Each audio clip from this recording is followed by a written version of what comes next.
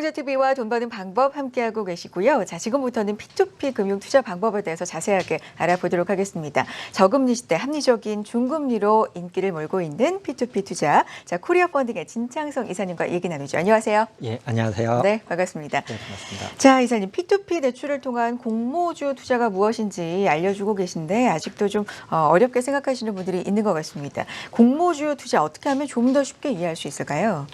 네, 제가 이제까지는요, 공모주에 대한 기여와 P2P 대출 활용하여 이제 직접 투자 위험을 낮추고 간접 투자로 리스크도 줄이는 확실한 수익을 낼 수 있는 방법을 알려드렸는데요. 이번 시간부터는 직접 투자를 하시는 비법과 간접 투자를 통한 수익이 어떻게 리스크를 줄이는지에 대한 깊이 있는 설명을 드리도록 하여 시청자분들께 공모주 투자의 재미를 더하도록 하겠습니다. 네, 알겠습니다. 그렇다면 현재 공모주 청약은 우리 일반 투자자분들한테 인지도라고 할까요? 어느 정도로 형성이 되어 있나요? 네, 사실 공모주는요, 이미 투자자분들께 인기가 높습니다. 이유는 공모주가 상장되면 보통 주가가 공모가보다 높게 형성되기 때문인데요.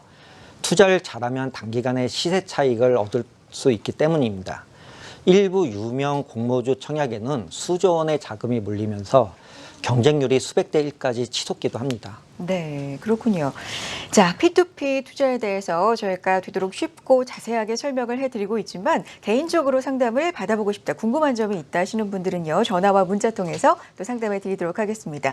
0266-0230 서울 전화 0266-0230 열어놓고 있고요. 문자는 우물정 8181번으로 함께해 주시기 바랍니다. 자, 공모주 투자할 때 그럼 중요한 부분이 뭘지 좀 짚어볼까요?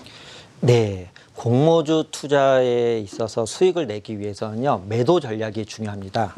예, 주식을 배정받으시고 보통 상장 당일에는 시초가 흐름이 좋기 때문에 보수적인 투자자시라면 시초가에서 목표가에 도달하면 매도하여 수익을 확정 짓는 것이 정석입니다. 네. 예, 그런데 보다 적극적인 투자자시라면 기업 분석과 상장 당시 분위기를 봐가며 종목에 따라 적정한 매도 시점을 잡는 것도 바람직한 방법이라고 할 수 있습니다. 그렇군요. 자, 실제 사례를 좀 설명을 해주시면 우리 시청자분들, 투자자분들의 이해가 좀 더 쉽게 되실 것 같은데, 공모주 실제 공모가, 시초가를 좀 비교를 해주시죠. 네, 올해 상장한 기업들의 시초가 수익률을 살펴보면 네. 연초에는 공모가 시초가의 변화가 크게 없다가 모바일 어플라이언스를 기준으로 해서는 공모가에 비해 시초가 형성이 눈에 띄게 좋아지는 것을 확인할 수 있는데요.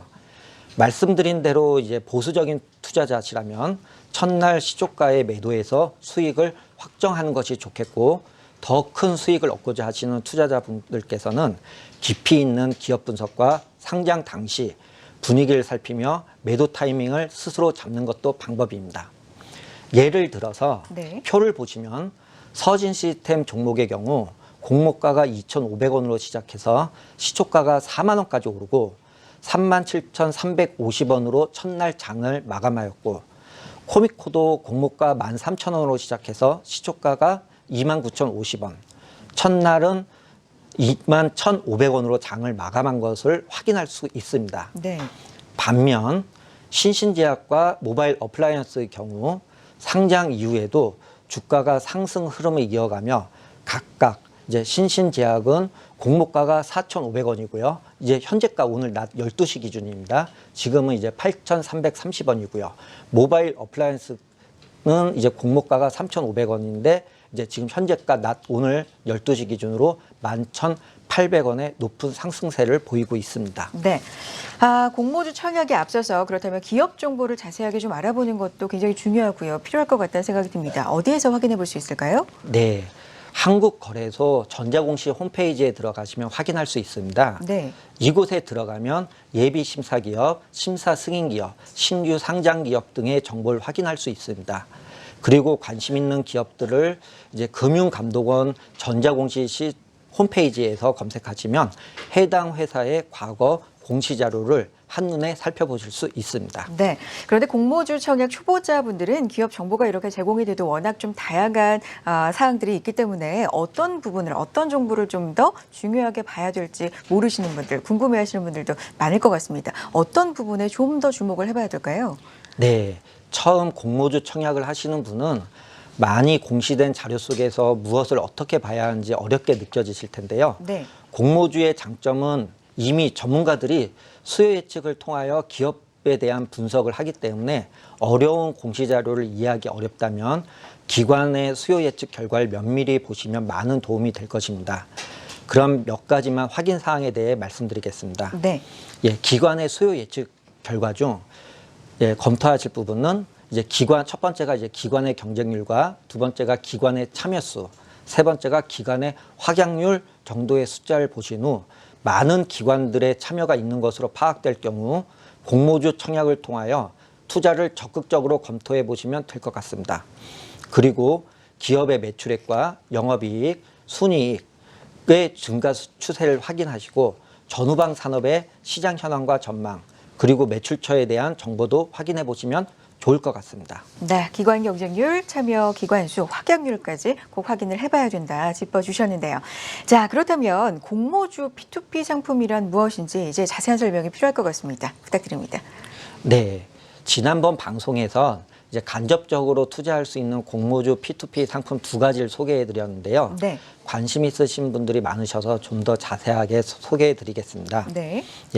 먼저 두 가지 상품 중 하나는 공모주 펀딩 때 청약을 한 개인에게 모자라는 자금을 조달하는 공모주 펀딩 상품이 있습니다.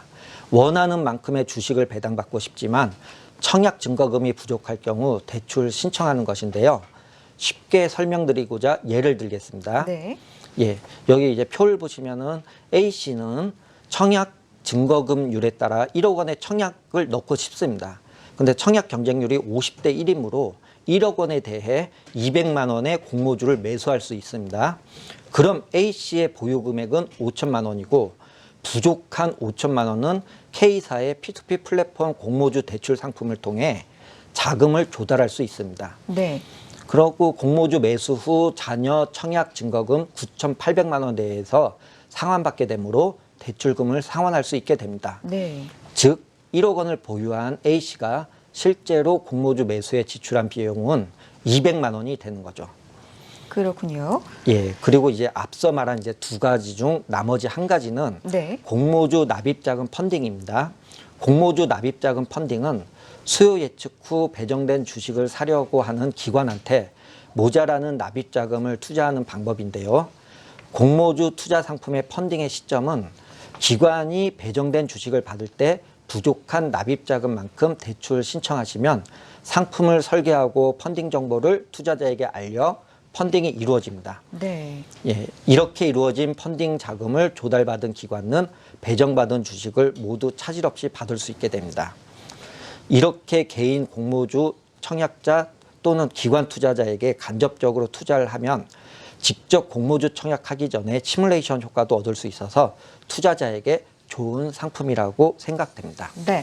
자, 그런데 투자자 개인한테는 안전한가 여부도 굉장히 중요할 것 같은데 공모주 투자 간접적으로 하는 방법 혹시 위험하진 않습니까? 네.